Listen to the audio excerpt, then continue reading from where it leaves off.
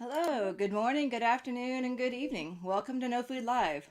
I'm your host, Courtney Riggle, joined by my co-host, Matthew Lang.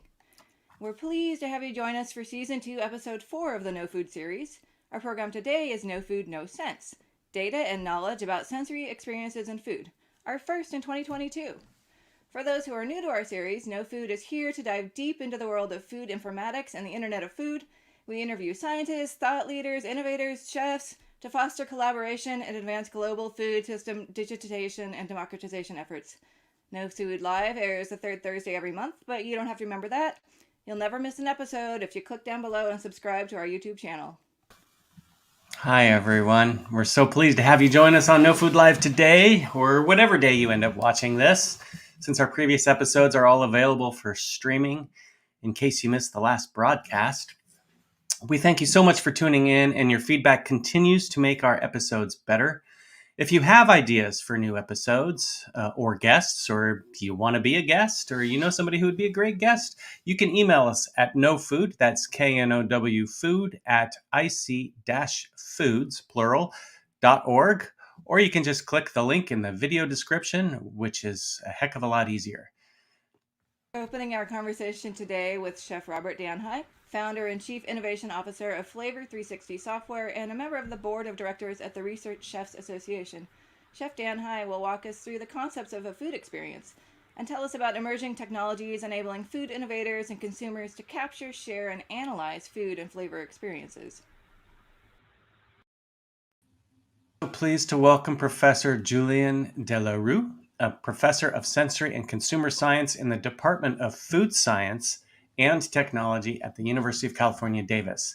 His research focuses on developing methods to measure consumer sensory perception, preferences, hedonics, and their effective use in R&D. We'll learn about the role of various contextual effects, that is environment, culture, all the stuff that's around you, those contextual effects on hedonic measures, and how these contexts can be controlled for using immersive, physical, and virtual environments. Over the previous year, KnowFOOD has explored a variety of topics ranging from methods, tools, and platforms for understanding food systems at the global level to software stacks, platforms, and cyber infrastructures for aiding management practices at the farm level and understanding food composition and its nutritional components. That's right. We have jumped into what seemed like everything from philosophies for developing ethical and transparent and computable languages to food, to exploring how AI can become a powerful tool, not just for improving efficiencies, but also for improving equity and food sovereignty across food systems.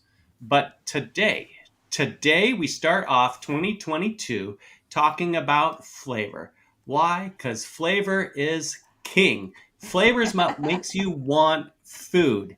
So we're going to be digging deeper into food itself and methods for better understanding the human food flavor experience. All right, so let's get started. Get ready to dive deep into the world of food experiences. It makes me hungry right now, both real and virtual, and explore methods for capturing and interpreting the procure, prep, cook, and eat experiences the whole way across ingredients, components, and builds. And Robert, I hope you're going to tell us a lot more about ingredients, components, and builds. And at the heart of leveraging these experiences and the real-time capture of the sensory experiences that are part flavor, culture, and part environment. All right. Let's get started. First up, we've got Chef Robert Danhi, a 36-year veteran of the food and beverage industry. Chef Danhi has operated restaurants. He was a chef instructor at the other CIA, an award-winning Southeast Asian cookbook author, a TV show host, and he has become an industry thought leader across food innovation and research and development. Welcome, Chef Danhi. Thank you so much for joining us today. Real quick, before you begin your slides, I wonder if you can just take a moment to bring our audience along for those who may be unfamiliar with the concept of a food experience. I know you've got slides on this, but maybe just one sentence on what is a food experience, and I guess you'll probably get into the variables around that, but maybe just a food experience, because we don't often use that phrase in common language. Take it away. Okay. Well, thank you. Well, first of all, just thank you for IC Foods for hosting this and inviting me to be part of the conversation. I'm really honored to have a seat at the table today. And so it's a table of knowledge. We're going to feast together. And so what is an experience as opposed to just flavor? Well, I think flavor is often relegated to the simple organoleptic, it takes the five senses. There's so much more in that that's contextual. So to me, a flavor experience is considering not just what you can perceive, but where you are, who you are, down to a genetic level. Is that short enough? Okay, well, there we go. We're going to bring up the slides. Thank you so much. I appreciate it. So let's get into how I define that flavor experience. So flavor is a really complex equation. It's not just organoleptic attributes, it's context. And this is no different than you think about it at a restaurant. A restaurant, the food and beverage itself is only part of the equation. Our tongues can perceive, 5 to 7 tastes, then our nose thousands. Layer on the 3 senses of seeing and hearing, etc. But that's only part of it. Eating behaviors change as the surroundings do now and through time. It means you eat the same as you did in the past, as a child, as a teenager. So your perception of flavor is not the same as others. So what do I mean by that? Well, flavor's a synopsis of your unique physiological, psychological, and it's often captured and communicated in our R&D world as demographics and psychographics. But each one of us on the call today is different, not just physically, but how you perceive it. We may have the same taste buds, but how we perceive that up here in this computer we got is very different. It's not just physically, but psychologically, your needs, your desires, and even your genetics. That changes how you perceive it. Hence why some people don't like cilantro. They say it tastes soapy. Their brain registers something different. It's not a preference. It's part of their DNA. But today is about exploring methods for capturing and interpreting that. So let me step back 2 decades when I started to codify, actually, the cuisines and cultures of Asia. It was when I was teaching at the CIA, and I had to figure out ways to transfer knowledge to our students. It was all about cultural context. And I was teaching a course called The Cuisines of Asia. It's 14 days. And I needed to say, how do I organize it? What's Thai food? It's not a list of ingredients. It starts off with where you are, the geography, what happened there, what ingredients came, who stayed, who left, who won, who lost, all of that. Culinary etiquette. Do you eat with chopsticks? Do you eat with a fork and a spoon? So how you eat. Those things come together into these prevailing flavors that we often call flavor profiles. That's a more common term, right? This plus this, it kind of tastes like that. But when you think about it, all of these factors come together and inform and create what years ago when I published Southeast Asian flavors, 15 years ago, I called it authentic. I wouldn't today. Frankly, I would change the term to genuine. But what do I mean by a recipe? Call it genuine, call it authentic. Authentic, that's another KnowSENSE session. Authentic, traditional, genuine. But today, think about where, however you look at it, ingredients, techniques, and presentations, and how they are different. And let me show you what I mean by that. Here's 3 peanut sauces. One, right, we have Thai, Vietnamese, Malaysian. How are they different? Well, each one of them, these different outside influences come together and create completely different flavor experience. They've each evolved in context of different cuisines. So how they cook the peanuts, some fry it more often like Malaysia, some pan roast it more often. Look at the bottom, at the presentation, at the bottom. Each one is completely unique, yet similar techniques, similar ingredients.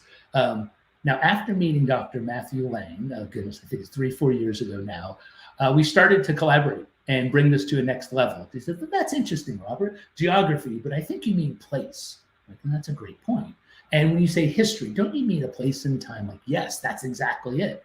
So I realized 20 years ago, I was building these rudimentary ontological models. I didn't even know what that meant until I met Matthew. So we immediately began to collaborate. And this is one of the papers that we published. And one thing I had to do, I wasn't the lead on this. This is my first paper I published, well, actually second in a peer review thing. And as we build the Internet of Food together, right, we're going to improve the ways to capture, preserve, and share the world's food cultures. That's my mission. But what we had to do is, how does the internet work? Well, there's basic schemas. There's Google, there's schema.org, there's BBC. And when I started looking at it, I immediately identified it was missing culture. It was something that wasn't part of it. So we can talk about that more, email me. Now, Courtney, you mentioned about ingredients, components, and builds. You can scan that. I've got a 45-minute presentation on just that. But if you think about it, everyone in the USA in the food and beverage industry makes, buys, or sells one of these. We're in the business of flavor. And if as an industry we can speak the same languages, it unlocks creativity, speeds up communication, sparks innovation, all of this, no matter what culture you're in, these are the simple building blocks of food. Here's a simple North American example, salsa, right? Tomatoes turn into salsa, which turn into a salad. As it moves down, it's more complex to create and evaluate. So let's apply the same principle to something that's a fermented food. We were doing some research in Chengdu this year. And so you take beans, they go into tobanjian and mapo tofu. But with hundreds of years of documented food waste in cultures such as China, sometimes the ingredient, the component tells you what to do with it. Jake, can you roll that video for us, please? The 1 minute video. 这个实际上它发酵的时间就要短一些，这个对，这个发酵的时间就要长一些，这个颜色要深一点，它的酱香味就要越浓一些但因为不同的川菜它适合用不同的郫县豆瓣来做菜包括我们的麻婆豆腐，包括我们的宫保鸡丁其实不是宫保鸡丁，麻婆豆腐、回锅肉，麻婆豆腐一般要用4年的郫县豆瓣，而我们的回锅肉要用3年的郫县豆瓣来做。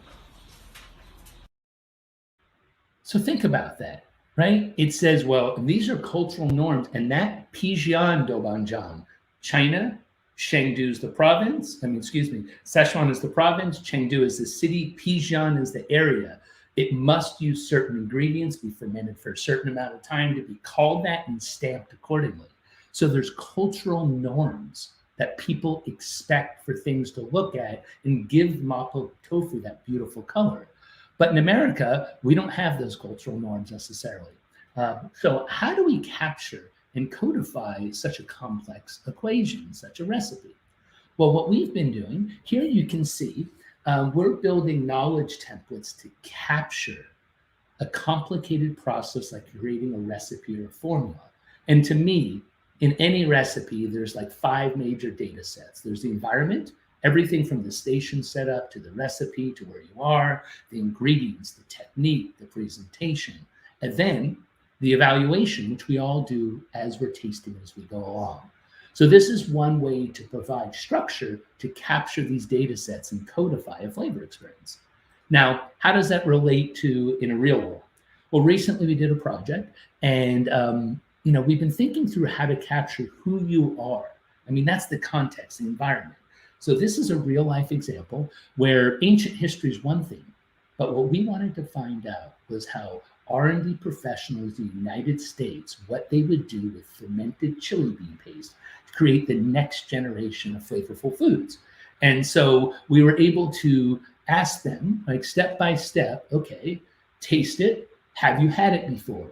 If yes, where, how? So you can build conditional logic into extracting knowledge and learning from people.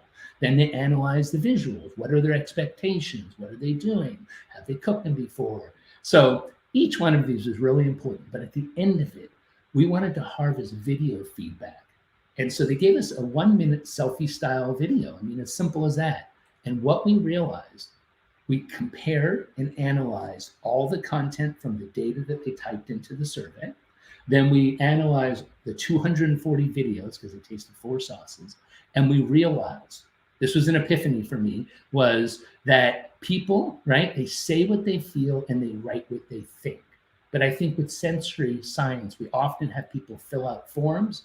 We don't rely on videos. but it makes a big difference. And I'm going to wrap up with this and why that matters. So how it matters. Well, flavor perception is always contextual. As I said, it's based on the genetics, the culture, but it's most often influenced by pre-established expectations.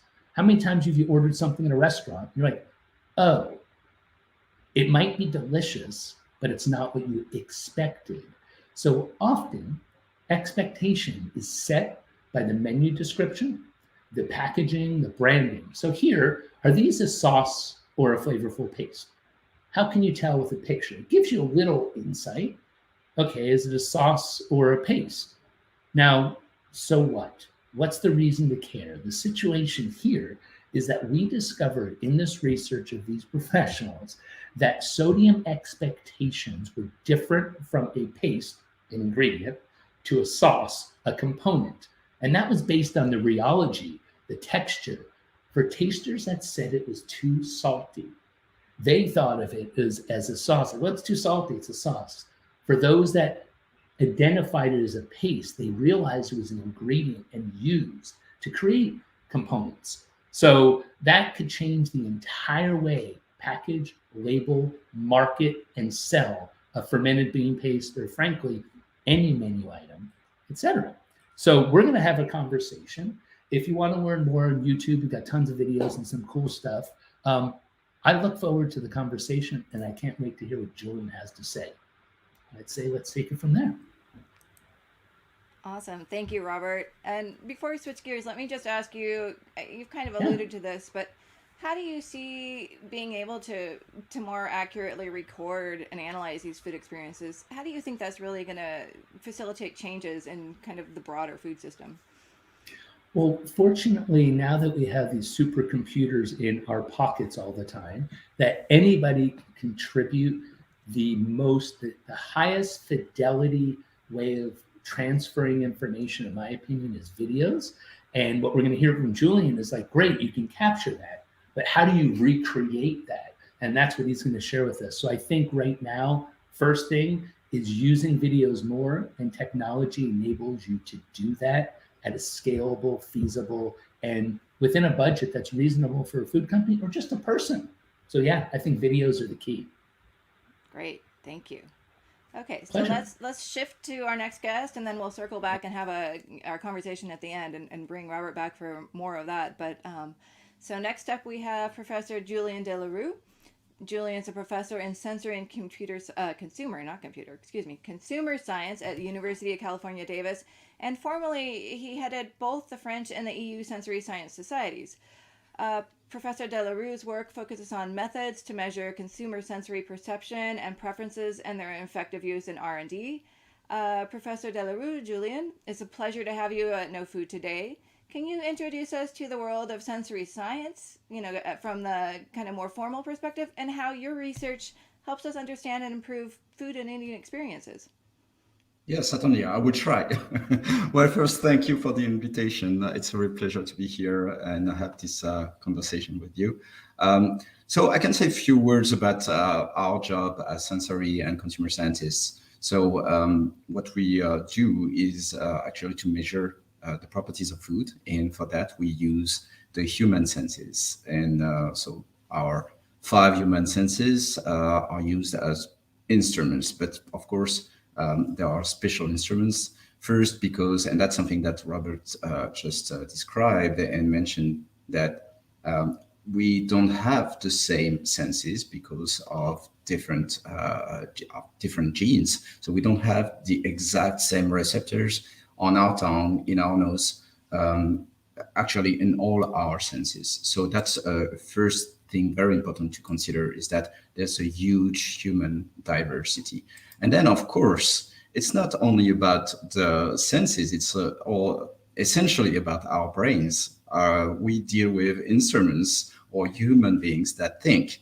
And so sensory measurements are really subjective measurements. And that's very important to consider, this subjectivity, and which is strongly related indeed to past experience and expectations, and all sorts of consideration, including your mood may change the way you perceive your food. and the way you like it. And this does not happen in a bubble or out of context. So context is something that plays an immense role in our perceptions. So in sensory science, complexity is usually the rule. So there's the complexity in the food itself with all these chemical and physical chemical interactions, but there's also the sensory complexity with all the interactions between our senses. So what we see will affect what we smell or what we taste. And all these information are processed in our brains and will be conducive to different liking, preferences, and behaviors. So that's something very, very important when we want to understand preferences and we want to understand behaviors. So in sensory and consumer science, so it's primarily science of measurements, but it's also very applied. So we use these measures to help food developers, designers to create or optimize the products, and also to understand the determinants of preferences and behavior with the application in nutrition, for example.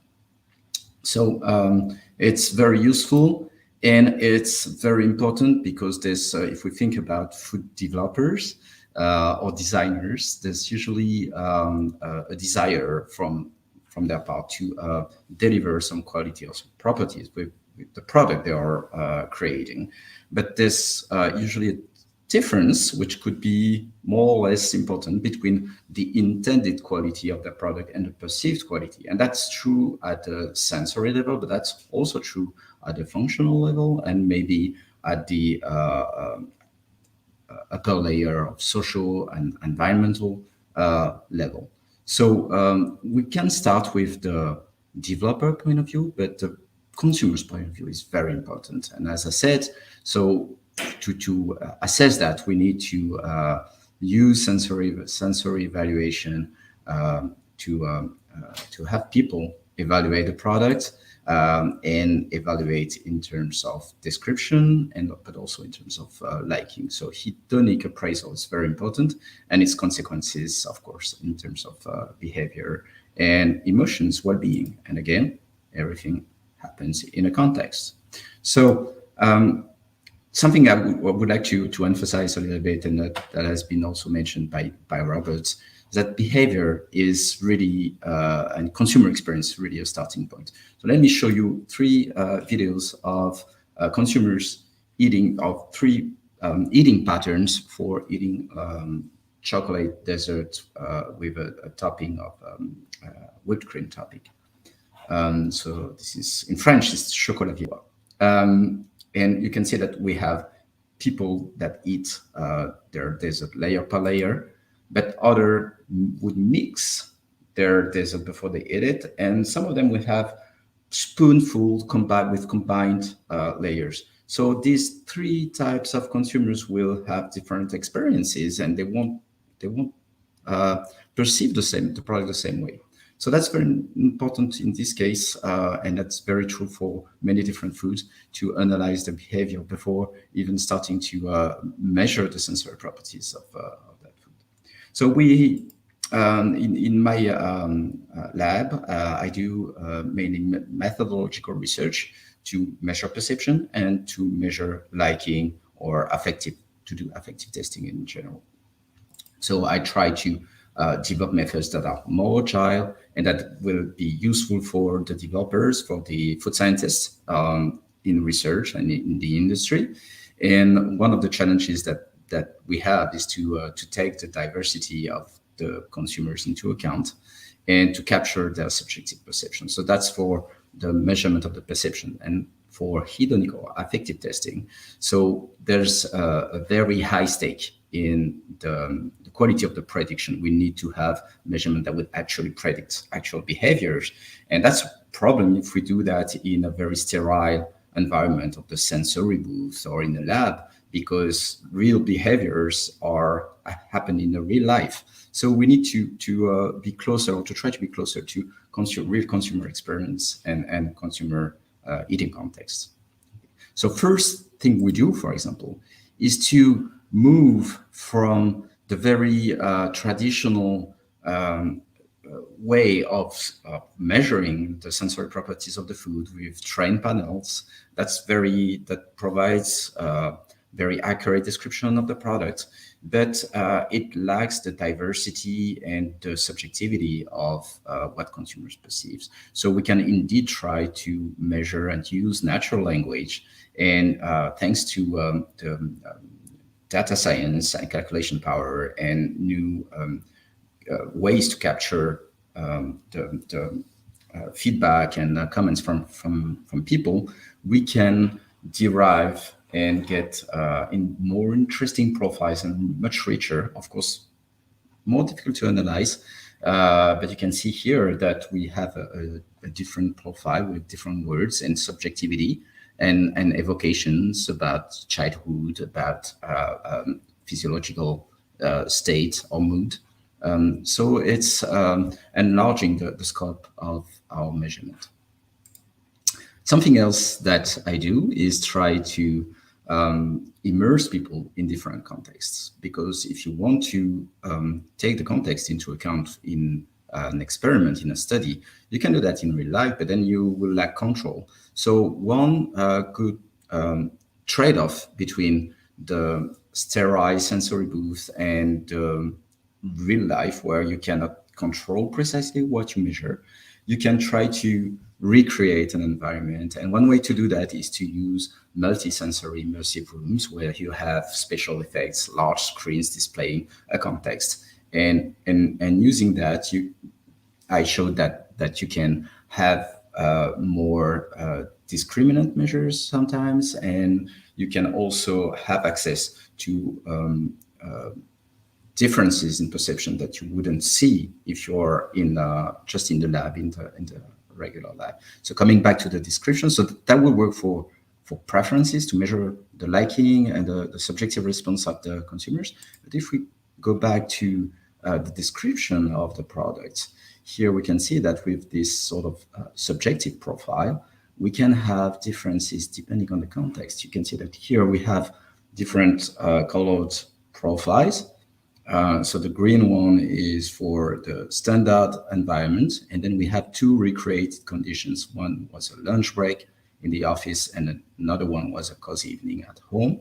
You can see that the profile slightly changes depending on the context, which is very interesting, and it can help designers to anticipate how the consumers, their customers, will perceive the product depending on the context, depending on the situation where they will eat the product. So I think that this type of approaches and experiments really backs everything that Robert showed us earlier. And with that, don't hesitate to send me an email if you're interested in this type of research. Oh my goodness. Fantastic. Just a million ideas going off in my head right now watching your presentation. Thank you so much. Chef Danhi mentioned that we'd done some work together around building ontologies for sensory descriptors, and watching what you had there, your word clouds. Let me ask you: were those free choice words? Were those pick lists? What were people doing there? Was that? Yeah, good question. In this case, there were we used a technique that is called sentence completion. So we would start a sentence like, imagine the person who likes this product. How would that person be? Or this person would be, So we have a series of sentences that are carefully chosen, and it's about 7 or 8 sentences, and then it's 3 comments. Oh, fantastic. Well, I have to say, that seems like a really great way to elicit the vocabularies that we need to build dictionaries or thesauri, synonyms, terms that mean similar things. It seems like you're already doing that. Getting to a folksonomy, which would be the words of one group of people may be different the words that they choose to use than other groups, not maybe, certainly are. Mhm. And then to be able to move that into a more formalized ontological structure, which of course is what IC Foods does, on a daily basis. And I just have to say, in my inbox this morning was we have a new group forming around behavioral ontologies and how people behave, and you started with that. So this is super exciting. Why don't we just bring the whole crew up here now, and we can have this discussion. The other thing, and to sort of loop Robert in here, is that we also have a new thrust on fermented beverage and food ontologies that are being developed. So when we can begin linking some of these things at a vocabulary level, and so where your vocabulary model can merge with your data model, then your vocabulary can provide some hypotheses about where you might want to go with your next sort of investigations. And this is super exciting. I'm sorry, I'm just like freestyling here out loud because I'm just excited on the two of these things combined. So, okay, I'll shut up and let you guys go.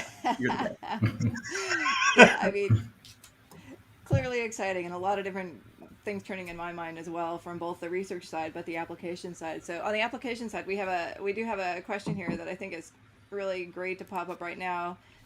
So from Jake here, thank you, Jake. How can a chef apply your findings and research in a restaurant setting? So we've talked about the laboratory setting. How do we think about taking these out to the more, if you want to say, legitimate environments, like where things really happen? So can we do that? I want to tag onto that really quick and say, in a restaurant or food product development setting, like a research chef, right? Not just a restaurant chef, but a research chef who's doing product development. Because I think we'll get a more well-rounded answer from each of you. You want to take the first crack at that, Robert? Sure, absolutely.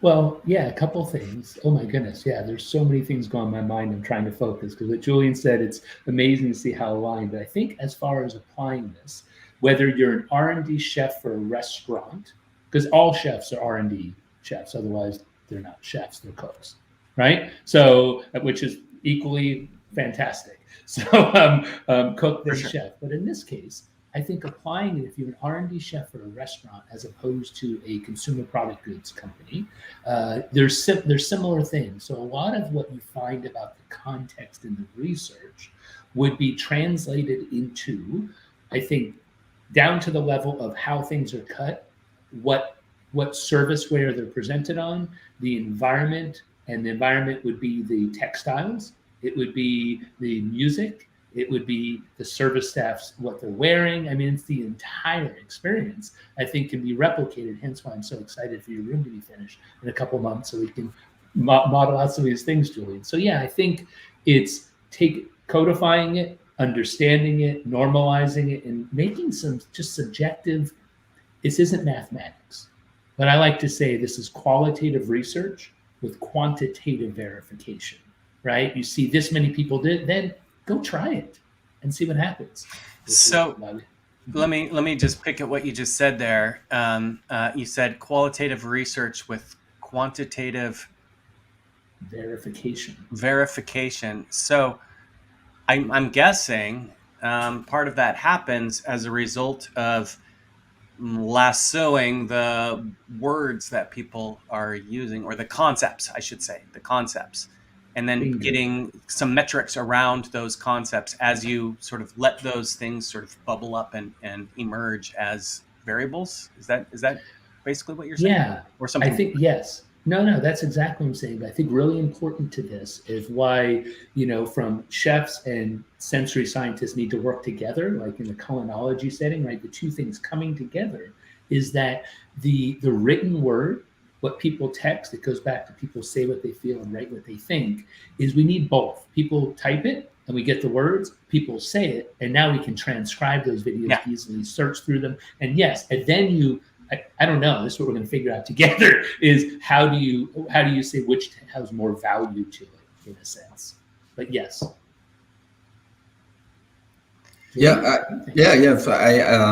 I think that studying and analyzing the behaviors gives you a framework or a grid to understand what's going on, what people may perceive, what they may do, and from this starting point, you can indeed make some more quantitative measurements, maybe, and extract knowledge. And I think that's the important thing, that we must focus on what we want to learn and how we want to use that information for product development or for cooking or developing a food. And that's the type of work that I've done, for example, in collaboration with chefs at Institut Paul Bocuse in France in the past, on trying to deliver more complexity in the food. And that's very interesting because people may have different perceptions of complexity, and that may differ again from what the chefs want to deliver. But they're usually pretty good at anticipating that, which is fascinating, I think. Hey, Matthew, I think this ties into the discussion we were having about how important it is right now, like never before in human history. We're talking about the business, but this is food, this is people. Right now, like never before in human history, knowledge transfer of traditional foods is disappearing, right? There's a 2 to 3 We've definitely had this generation conversation more than once, yes. Right? And so I think that's important to this, where it's in capturing chefs, but also just cooks, right? Chefs are not better, they just do it for business. It's a different thing. So I think it's important to look at both sides of same recipes prepared by streets, in restaurants, in homes, all of it, not just a chef doing it, because that's often just one way of approaching the recipe. And so if you were to look forward, in 10 or 15 years, you put on your futurist hat here, what would the future ecosystem of food experience technology look like, and how will people be using these things? Either one of you want to take a crack at that? I'll go second. I have some thoughts, but Julien? I think in research it's really developing, so I could see that the type of immersive environment that I briefly showed would be used routinely. I could really see that. And on the more experiential side, I think that we'll be able, maybe in very near future, to deliver totally new experiences. I haven't mentioned virtual reality, but I think that we can also change, combine like augmented reality applied to food. Right.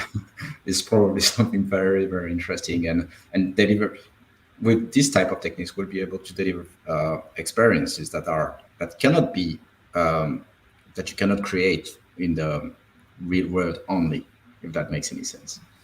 Mm-hmm. Yeah, absolutely. That's it. Yeah. Robert? I think a lot of the way we learn, in just the average person, and R&D chefs are looking for ideas. They go online, they search. Goes back to those schemas. But that's taking unstructured content and figuring out what it means. So I think that the evolution 10 to 15 years from now is to create user interfaces in everyday technology.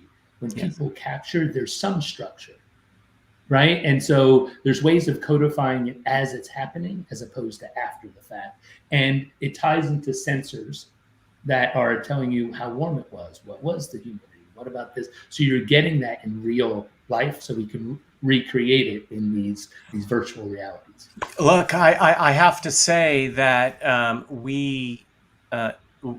what you're talking about right there is completely in line with what we talked about in the last No Food episode. It wasn't related to sensory science, but it was related to AI in the food system. And a big part of that is having conversation agents that essentially help to evaporate the the technological barriers between the person using the technology and the technology itself, right? And in that sense, become a democratizing force for giving more people access to technology that they might not otherwise have.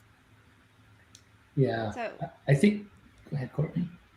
oh, well, let's finish this thread, but we had another audience question here I wanted to pop up because we were talking about kind of where we see technology going to help, but there is a question here from Sarah saying, okay, so, but what are some of the tools and softwares that are using now to capture this data, and how, I'm guessing this might be another research person interested in research, but how are you able to capture data now?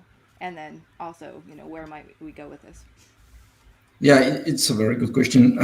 There are several sensory softwares, very well-established companies that provide solutions for that. They're well known, and if you're interested in some brands, you can again email me. But these softwares are designed to for questionnaires and to measure, use scales, temporal measurements as well.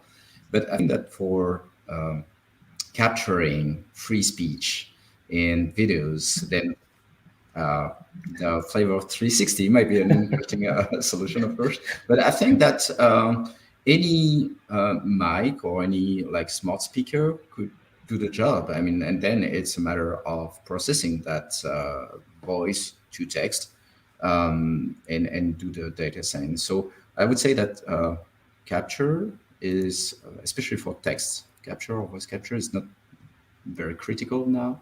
It's more about the processing. I hope that answers your question. I'll jump in and just on top of that say that we have a working group inside of IC Foods dedicated to natural language processing, dedicated to extracting conceptual entities that are in sentences, either written or essentially written, from spoken word, and where we can pull out conceptual entities and their relationships to each other from the unstructured text, conversational text. And those are libraries in Python. Those are libraries in a variety of languages. And certainly, I'm open to email about that. I don't think that there's a lot of consumer-facing software there yet. I know you're working on it, Robert, so I'm going to hand this baton to you to go into some of the software that you've been building there. Well, yeah, I mean, that was what I think, starting off what Julien said is, as a researcher studying the cuisines and cultures of Southeast Asia, I've used everything from, an audio recorder, a camera, a video thing, just standard things, your phone. However, that's why for 6 years I've been building Flavor 360, is trying to make it where it's more about the multimedia as opposed to just the text, because that is the challenge. And to me, whatever software you use, right, is the multiple languages, right? So we can translate and transcribe, etc. But what we haven't gotten to yet, which you're working on, Matthew, there is contextualizing, because there's synonyms, there's words that when you're going across languages, different words or the same words mean different things. So I think that's what we're working on now as a community, is figuring out how to build this so we can compare. But yes, capturing videos and photos within a semi-structured yet flexible environment is the key to that, whatever you use. And then connecting the dots from idea to the creation of flavor to the experience of flavor. It's that whole thing, right? So I think that's the important part. Yeah, and I totally agree with that. And coming back to natural language processing, I must say that it is being applied already for a couple of years by former colleagues of mine in France, or people in the US at Virginia Tech or Agora. I mean, there are a few people who are already using that and applying that to sensory science, so which is really exciting. Yeah. Oh, that's great. So how do you see that changing in the next few years? Do you think, similar to Sarah's question, Do you think that some of the research coming out of your colleagues there in France and Virginia Tech and what you mentioned will result in a consumer-facing software or more sort of production grade software and move out of the R&D space? And if so, what is that going to look like? I think it could be both. Definitely, there would be a use for the industry and for R&D, and I think that's becoming even more important now than that we're seeing many new product categories. Like if you think of all these plant-based food, these cultured meat, it's very exciting, but it also creates more challenges about how people perceive these products, right? So I really see it like expanding a lot in the industry. But I think that on the consumer side, it might also be useful, like for the larger audience to for people to enrich their experience, because they will have access to maybe the experience of others, maybe to some vocabulary. And I think that's one of the reasons why, for example, people are so fond of flavor wheels, because they can get some vocabulary for that and maybe have more introspection about their own sensations and their own experience, and which is also very interesting, I think. What do you think, Robert?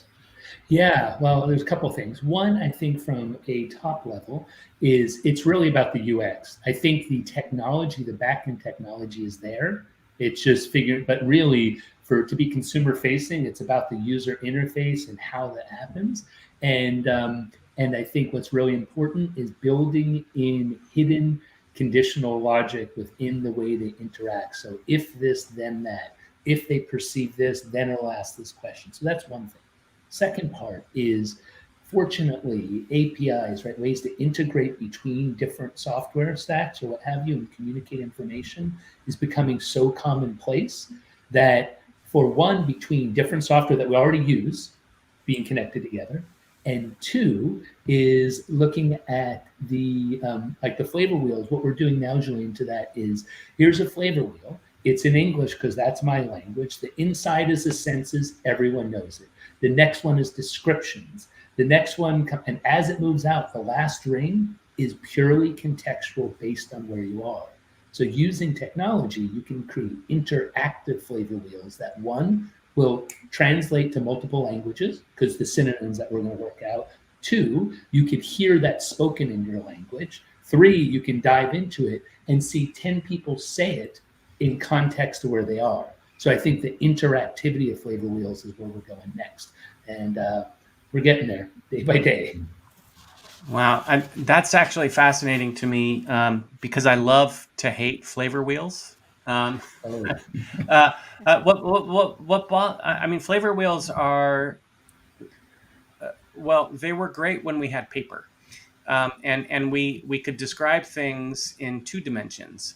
And your concentric circles add another sort of, I'll call it a half a dimension to the flavor wheel.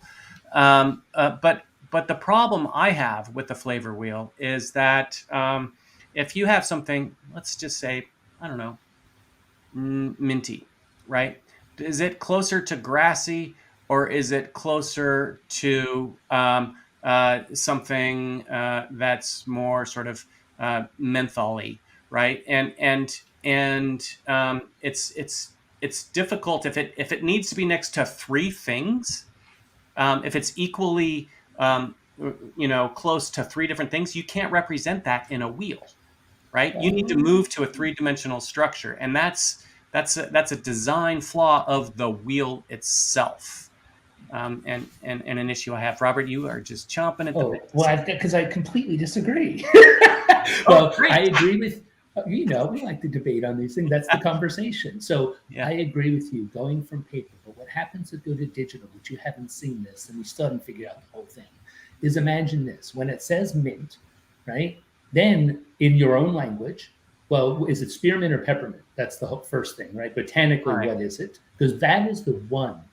The binomial name is the one constant globally in food, I think, from an ingredient it's a component to build. Everything else is subject. That's one thing we kind of all use, right? But when you click on mint, you have options. Do you want to see pictures of the mint that you know? Do you want to see recipes that But this have is it? not a flavor wheel. This is Yes, it is. It's a digital flavor wheel. It's not. You're thinking on paper. I'll show you. But seriously, you can and listen to this. This is important.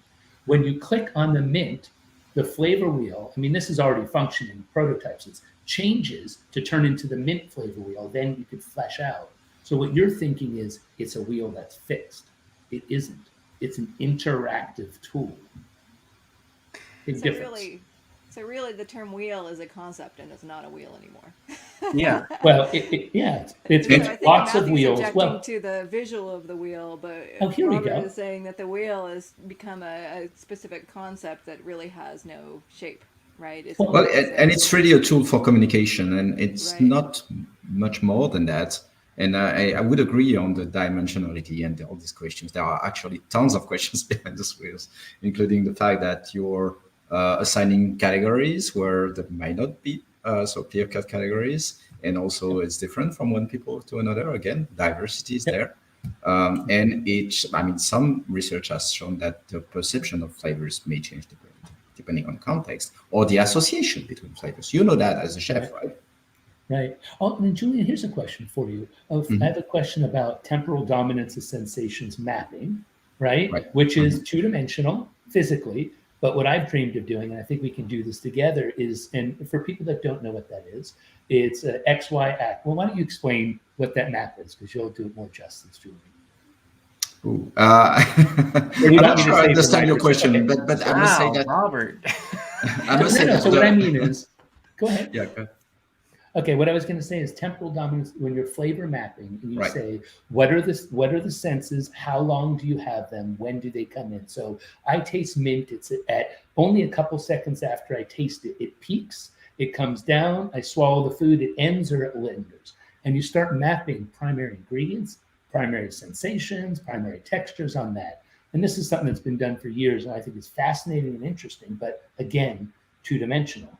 What I think we want to do next is create that into the five senses and actually digitally layer them so you can look at it in a three-dimensional way and understand it. And back to the flavor wheel, an example that I have is the center is senses, the next level is attribute, the next level is descriptor. The final wheel is the reference, intensity, tone, or shade. So to me, if I want to see sticky, well, what does sticky mean? A video of something that's sticking to something. So that's what, click on it and you see sticky. It's not 100%, but it's much closer than the word sticky. So I think videos are the key once again. Yeah, well, many things here. Well, first for the temporal dominance of sensation, we have tools and methods to measure that on different attributes. So that's something we can do. It's kind of difficult for subjects to focus on different dimensions like of texture and flavor at the same time. So it might be easier to ask them to do it in separate ways and different experiments maybe. But we have the methods for that. And I really liked the idea of this concept of dominance because I think it's the way we perceive things. We have the illusion of perceiving like continuous sensations, but I think that instead of that, we capture like dominant or salient, outstanding properties, sensory properties, and then our brains aggregate everything and creates a general picture of our food, which is changing. It's not, we shouldn't see it as something fixed. And that really is the way I see this. So I like this idea of measuring the temporal dominance of things. Okay, so you just said something, and it's a question that I've actually had for sensory science for a while, and it's been driving me crazy. So one of the things we're talking about temporal dominance and things like this, and how we've had individual perceptive differences. What I want to know is how come my third cup of coffee tastes really freaking bitter, after, I can't, if I try to drink a third cup of coffee, it just tastes bad. Whereas that first cup of coffee tastes really good. Does sensory science have a handle on my own perception of that same cup of coffee has changed in the space of an hour and a half? Why have I overloaded my bitter receptors? I don't know what's going on there. And it's just fascinated me. And I don't know the answer to that. Yeah, is there a saturation measure? Yeah. Well, that definitely is a flavor or taste uptake. Like when you keep repeating, I mean, it's not true for all senses, but if for bitterness, that would be the case. If you keep, adding some stimulus, like the same bitter stimulus, there will be an increase, an uptake of this sensation. So that would explain part of your questions. But also you've changed. I mean, it's not only the cup. I mean, of course, the cup may have changed, this change of temperature or whatever. But you have changed. I mean, think about what is your mood state when you wake up, have your first cup of coffee, and then you'll become satiated in a way, or you're or awake. I can actually pay attention to what the flavor is and realize, wow, that tastes like crap.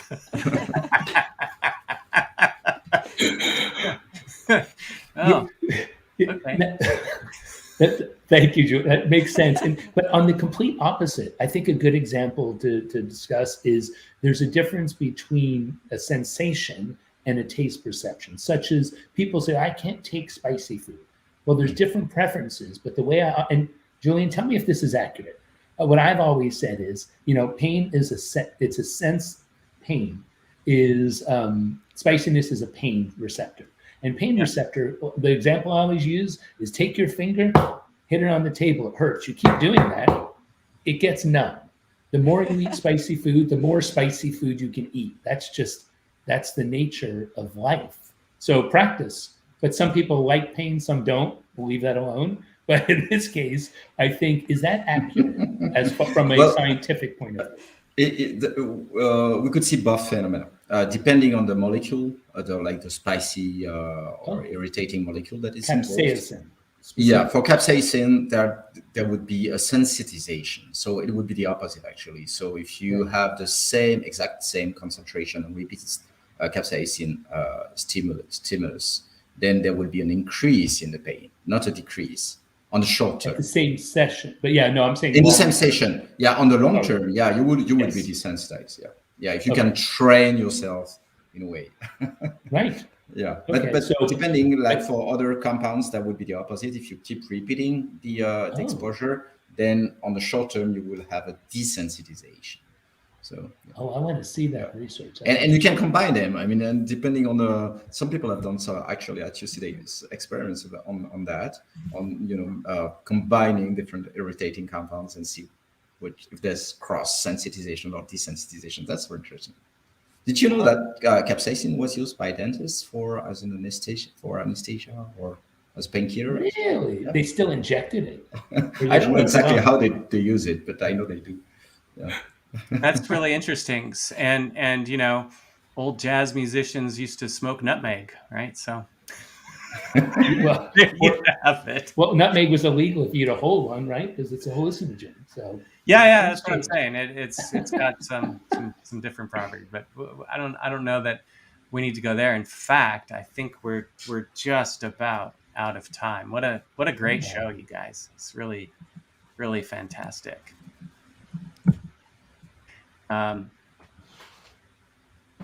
Yeah, and I we have a bunch more great audience questions. Thank you. We didn't get to them all. We all kind of got pulled into the conversation that was happening, but thank you all for the questions and more on flavor wheels and more on kind of consumer interactions. So hopefully we can carry those conversations on and in another format in a future episode.